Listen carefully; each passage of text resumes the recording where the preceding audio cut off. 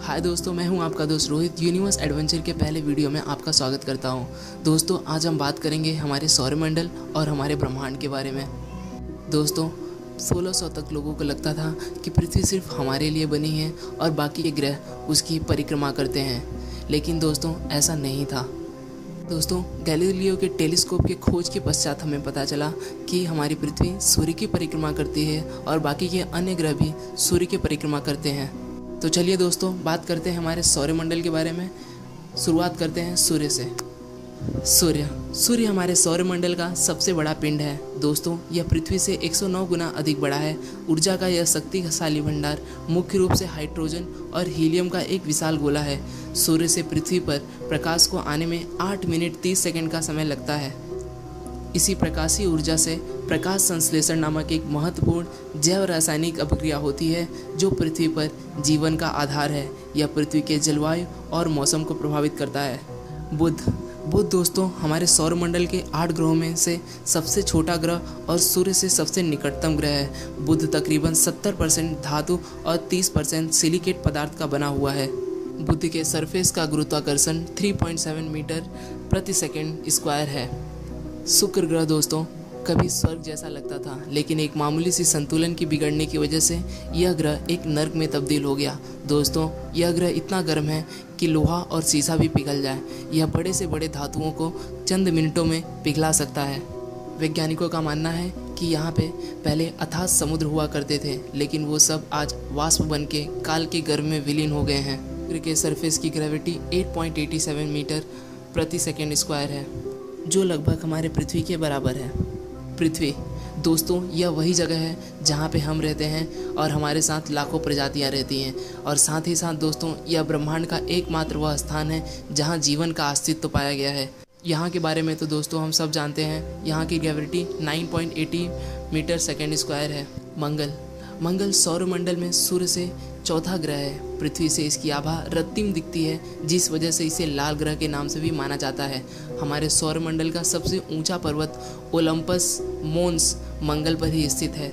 मंगल के 2 चंद्रमा हैं, फोबस और डीमोस, जो छोटे और अनियमित आकार के हैं। मंगल पृथ्वी के व्यास का लगभग आधा है।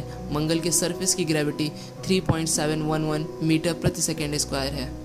दोस्तों, यह थे हमारे 4 ठोस ग्रह जो ठोस के रूप में हैं। इसके बाद दोस्तों हम बात करेंगे कुछ गैस दानव ग्रहों के बारे में। पहला गैस दानव ग्रह है बृहस्पति। बृहस्पति सूर्य से 5वां और सौरमंडल का सबसे बड़ा ग्रह है। बृहस्पति अनेकों संस्कृतियों की पौराणिक कथाओं और धार्मिक विश्वासों के साथ जुड़ा हुआ था। रोमन सभ्यता ने अपने देवता जुपिटर के नाम से इसका नाम रखा था। बृहस्पति के कम से कम 64 चंद्रमा हैं। इनमें वो 4 सबसे बड़ा चंद्रमा भी शामिल है, जिसे गैलीलियन चंद्रमा कहा जाता है, जिसे सन 1610 में पहली बार गैलीलियो गैलीली द्वारा खोजा गया था। गैनीमीड सबसे बड़ा चंद्रमा है, जिसका व्यास बुध ग्रह से भी ज़्यादा है। शनि, जिसे दोस्तों हम सैटर्न के नाम से भी जानते हैं, सूर्य से यह 6ठा ग्रह है तथा बृहस्पति के बाद सौरमंडल का सबसे बड़ा ग्रह है। शनि के कम से कम 62 चंद्रमा हैं, उनमें से 13 के औपचारिक नाम हैं। शनि के बगल में कुछ कण और कुछ बर्फ के एस्ट्रॉइड आज से करोड़ों साल से उसका चक्कर लगा रहे हैं। यह दोस्तों एक टुकड़ा हमारे एक चांद के बराबर है। यूरेनस, जिसे दोस्तों हम हिंदी में अरुण कहते हैं, यह दोस्तों हमारे सौरमंडल में सूर्य से 7वां ग्रह है। व्यास के आधार पर यह सौरमंडल का तीसरा और द्रव्यमान के आधार पर यह चौथा बड़ा ग्रह है। 13 मार्च 1981 में विलियम हर्सन नाम के एक व्यक्ति ने इसकी खोज की थी।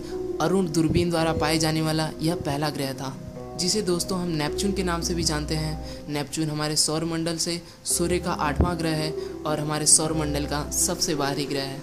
नेपच्यून दोस्तों पहला ऐसा ग्रह था जिसकी अस्तित्व की भविष्यवाणी उसे बिना कभी देखे ही गणित के अध्ययन से की गई थी, जिसे फिर उस आधार पर खोजा गया।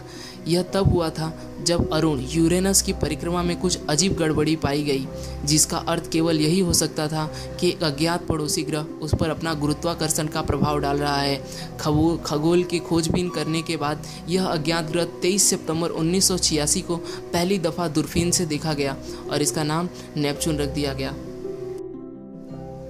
ये तो था दोस्तों हमारा सौरमंडल, लेकिन दोस्तों आपको पता है जो आसमान में हमें तारे दिखते हैं वो क्या है?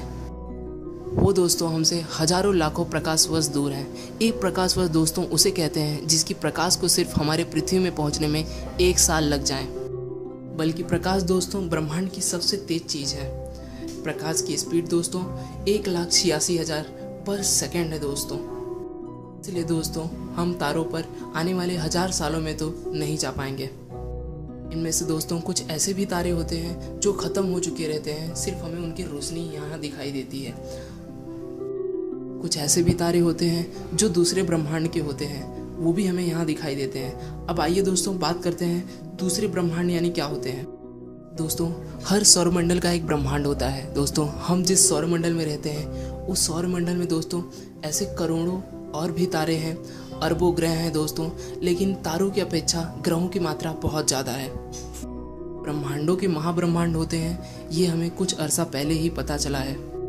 यही है दोस्तों हमारा अनंत ब्रह्मांड, जिसकी कल्पना करना भी नामुमकिन सा है। दोस्तों इस महाब्रह्मांड में ऐसे अनेकों और अनगिनत ब्रह्मांड हैं जिसके बारे में मानव कल्पना भी नहीं कर सकता।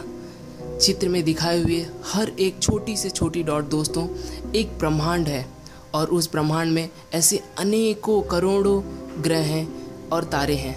दोस्तों हमारी पृथ्वी समुद्र के एक बूंद के बराबर है। तो हमारा ब्रह्मांड में एक तिनके के बराबर भी अस्तित्व नहीं है। यकीन है दोस्तों आपको यह वीडियो पसंद आया होगा। लाइक करें, सब्सक्राइब करें और कमेंट में अपने विचार व्यक्त करें।